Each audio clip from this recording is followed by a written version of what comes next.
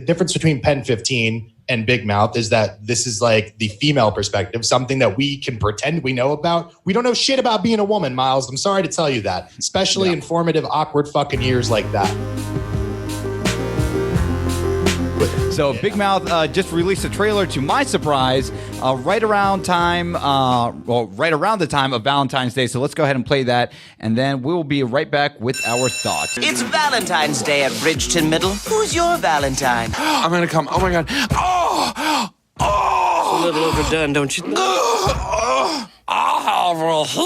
Listen, everyone knows I am a huge fan of Big Mouth. Them doing a Valentine's thing is pretty sweet. I'm kind of curious to see how it plays out, but nevertheless, I see something like this and I'm already hooked because I love the humor involved with it. Christian, how do you feel about this? It's going to be a really interesting conversation because when we talk about Pen 15 later on, because those two are so very similar to me in that they're trying to make you fucking cringe the entire time you're watching it, but they're really funny. And more importantly, as crazy as it ends up being, and yeah, there's like puberty monsters and shit like that, there are like emotionally honest moments in that show in Big Mouth, like so much so that I wasn't ready for them when they happened. I thought it was just going to be like a really crude show and make me fucking feel awkward, but it's not. They have like emotional honesty all the time. So yeah, I mean, I think that's cool, but it also kind of shows you that Netflix knows what they have on their hands. They kind of do this with certain animation projects. We saw BoJack get a Christmas special very early on. And it just seems like they kind of want to keep the goodwill going. Same thing with the Sabrina thing. They're like, we have a hit. Let's just put an episode out so we don't lose any momentum until we have the next stuff come out. Yeah. So yeah, I mean, look, you're a bigger fan than I am. Everything about that trailer looks good to you? Yeah, no, it looks amazing. It's funny. I think why I like the show so much is that, you know, it's like, okay, it's kids trying to figure out their sexualities in those years where things are just crazy. And you hear advice from one person, so that's what you think it is. Or you take advice from another person and you're like, oh, maybe that's how it's done. So with them revolving, you know, just the inner workings of sexuality when you're first experiencing it with you know, Valentine's Day, because you know it's such a big deal when you're in middle school and high school, is going to be pretty hilarious for me, and I'm really excited to see what they do with it. So since we were just talking about that 2 seconds ago, I think we might as well just talk about Pen 15. Do you want to go ahead and jump into that, Christian? Yeah, man, it seems like a perfect transition. So Pen 15 is a new Hulu show. It's by executive producers of The Lonely Island, but I don't want to give them too much credit because the stars of the show, and we have a trailer, we'll show the trailer for you guys. They actually are the showrunners. They created it and they're writing most of the episodes and all that. Very similar to Big Mouth. Watch the trailer, you'll totally get it, but this isn't a cartoon, this is live action. What if Brendan wants to kiss me tomorrow? Are you guys talking about masturbating? It's just porn, dork.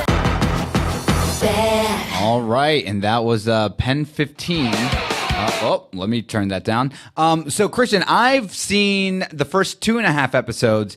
And again, for people who just watched the trailer, it follows two middle schoolers going into 7th grade, Mary and Ann, and trying to just figure out everything happening with middle school. It's so funny. I see these the few episodes I caught, and I'm here thinking, I'm like, fuck, I thought high school was hard to fit in and just to assume you kind of figured it out. But middle school, they've done a great job of showcasing, fuck, was middle school that complicated for me? It was pretty insane watching. But it does have some like Napoleon Dynamite humor too. Wouldn't you agree? Or did you get some other kind of humor when you saw some of the episodes? I mean, in that much, I want to say it's a lot like Lonely Island, right? Because that type of humor wouldn't have been out of place in like Pop Star or Hot Rod or something like that, right? It's like really irreverent. A little bit of Napoleon Dynamite in terms of the dryness, but it really kind of does its own thing, in my opinion. I really like it. I mean, don't get me wrong. It's fucking gross out and it's really uncomfortable. And the other thing that we're not talking about here is like, motherfucker, now we're at the time where the 2000s are being fictionalized. Like, we're old, man. Like, it's happened. We're fucking old. We're all going to die one day. And now I know it because fucking Pen 15 exists, and that breaks my heart. Yeah. That's number one. Number two, I do actually like the show a lot because of the same thing with Big Mouth, like emotional honesty. So there's two examples. The end of the first scene, one of the characters had end of the first episode, one of the characters had a really terrible day.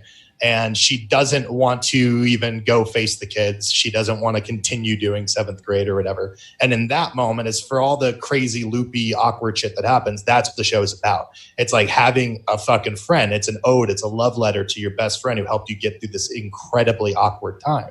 And I love that. The last thing I want to say is, like, obviously these are people in their 30s and everyone else is like 13 or 14 years old, which should be really bad. But for some reason, and tell me if you disagree, I think it lends to the fact that they're the point they're trying to make, which is like, yo, you feel awkward as fucking middle and high school, right? You feel like an outcast. You feel like you're too tall or your hair is weird and all that shit. And so believe it or not, I think having them be like 31-year-old people playing against 14-year-olds adds to that weird kind of awkwardness that was present when they were of age. You know what I'm saying? Yeah, no, it's it's crazy to watch because they do, I don't know. It's like, again, exploring the things when you're a middle schooler, right? Like, oh, maybe trying a cigarette, oh, drinking a beer for the first time. Oh, the concept of masturbation, right? And it's crazy because when you watch these episodes of like, oh, they're not in elementary school anymore. They're transitioning into middle school as 7th graders. But there's still those tendencies that you still want to hold on to when you're a kid, right? Like playing with action figures and stuff like that, and then getting called out for it. They do such a great job within these episodes where the kids, they're like, oh, these two chicks are playing with dolls, right? Let's make fun of them. And I'm like, damn, these kids are going fucking hard on these young girls, man. Like, what the hell is going on here? So I do like that. Just like you said, Christian, like Big Mouth does, it has these emotional honesties, and they kind of like linger on for a moment because when they happen to you or when you watch it happen, you're like, oh yeah, like I think I may have known someone in a situation like that. So I think this show is actually pretty good, and I thoroughly enjoy it. So do you have any last second remarks that you want to say? Yeah, I mean, just the last thing, which is like, I like it also because it's a counterpoint to something like Big Mouth. And I think equal opportunity is like a big deal, right? Like, hey, women also went through awkward shit during their middle school years, but it's not represented in the same way that we have it, right? Netflix, Big Mouth kind of does that. So I just think that that's pretty cool. Even that scene where they're getting made fun of with dolls, they turn it around. They're like, but you play with G.I. Joes. And they're like, but he's ripped. It's not the same thing. It's like, no, of course it's the same thing, So I really like the show exists because I think it's good that women also get to have their fucking shame portrayed on screen because there's so much of our awkwardness out there already. So yeah, highly recommend it. Go check it out. Let's go ahead and jump into the emails. We got Nick Diaz here. Says the sex craze regurgitation of movies and TVs. Miles, Christian, good old Nick here talking. And here's the thing. I have a fucking bone to pick. Today you talked about Pen15 and Big Mouth, which are two things that already have a lot in common about sexuality, awkwardness and sexuality, etc. And that's fine because sometimes shows come out. And that's just the nature of business sometimes. However, there is definitely a trend going on here and it's getting annoying. Have you noticed that this same fucking story happening over and over again? Sex education just did the same exact thing literally a month ago or maybe even less than a month ago. On top of this, we have movies like Edge of 17, 8th Grade, as well as TV shows like Chewing Gum and End of the Fucking World that are both Netflix shows. It's too much of the same shit. Is this problematic to you as well? Let me know, dang it. Christian, let me go ahead and pass this off to you because I didn't even notice it until he brought all of those examples. Are we getting too much saturation with the sex, the origins of sex stories in middle schools and high schools and all that? Well, I mean, first of all, we're telling the same fucking 3 stories over and over and over again. Like, we understand the monomyth, right? Everyone is like, the hero's journey is every single story. So to say that we're telling the same story is kind of stupid to me. But beyond that, it's about perspective, right? Like, the difference between Pen15 and Big Mouth is that this is like the female perspective, something that we can pretend we know about. We don't know shit about being a woman, Miles. I'm sorry to tell you that, especially informative, awkward fucking years like that. So I think perspective absolutely matters. Chewing Gum is something very similar. I think the concept of that show, though, is that she's a virgin well into her adult life, and she's she's an immigrant, right? She's a black Londoner, but from Africa or something like that. I don't fucking remember. Yeah. But it's a different thing. It's a perspective situation. So I don't think there's anything wrong with that. You know what I mean? Like, the idea is that we are all universally going through the same shit. And that's why we can identify with Pen15, even if we don't completely understand it. But that's the whole idea, is like, we're all telling the same stories over and over again. I don't think we've hit a saturation point yet. I didn't even think about it that way, where I'm like, oh yeah, Nick Nick has some great compelling points here, but you're right. It's all about the perspective. Although Big Mouth follows, these protagonists, they are males, right? When you see something like Pen 15, fuck, now I'm going to see it from the female perspective. And God, I didn't realize, fuck, dude, we got it good as guys sometimes, like some of the stuff I saw in Pen 15, I got grossed out with in a good way because I'm like, oh, fuck, like I thought I had awkward years. I'm like, no, they got it much worse. So yeah, I thought that was a great email. Thank you very much, Nick, our editor, who is amazing. Round of applause for Nick Diaz, everyone. Anyway, let's go ahead and now jump into another email here. Let's go to Jet Jackson. It says, read mine. It's important, but it's really not. Well, now that you're here, I have a question. What are some prejudices you have that keep you from watching and enjoying a show? For example, I refuse to watch Big Mouth. I am bougie when it comes to animation, and Big Mouth looks like Wild Thornberrys and Family Guy had a threesome where the wild things are. Also, Paradise PD, I can't watch as well because it looks like Family Guy and Brickleberry had a nasty one-night stand. The humor in those two shows also make me stay away as well. Anyways, good job bringing back the sound. I'm sure that would have been a lot of work putting in subtitles later. Jet, bravo. I love your sarcasm so much here. Listen, so Christian, is there something that you have a prejudice on? When it, I don't know. Yeah. Okay. Well, number one, I feel bad for you for not being able to watch stuff with janky animation just because like that's the most punk rock thing you can possibly do in animation, right? Mm-hmm. This week, by the way, shout out to our boy Dynasty, made a fucking amazing stop motion Lego thing that included us. Oh yeah, shout out to Dynasty.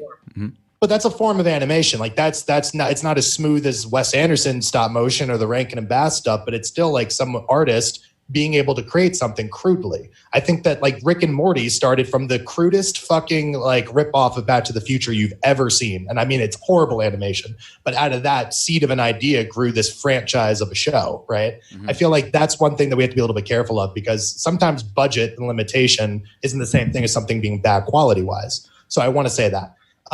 But my gripe, I don't know, like I've never watched The Big Bang Theory for many reasons. We've talked about this a lot, but what I have seen from it is a like weird, it's going to sound so fucked up. It's like the gentrification of geek culture almost, right? Mm-hmm. Like those fuckers don't know what it's like to be some maligned fucking geek in high school or like everything's a punchline about the fucking Flash. It's people from the outside writing about some shit that they don't fucking know about.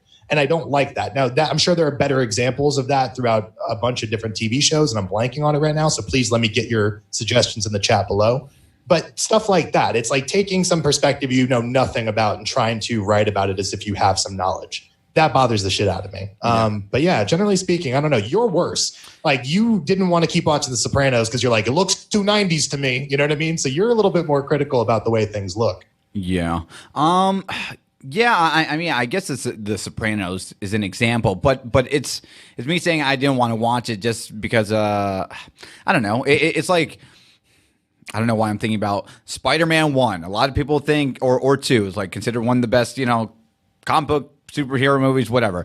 But now when you look at it CGI wise and stuff like that, you're like a lot of that looks corny. So I don't want to like say, but that shouldn't like derail you for what it is, because when it came out at the time, that was so fucking groundbreaking, right? Even in some episodes of The Sopranos, when you punch someone and you hear the right, it's just kind of like, whoa, I think that's lame, but you're right, I can't be too critical on it. So I am a hypocrite, Christian. Thank you for calling me out, dude.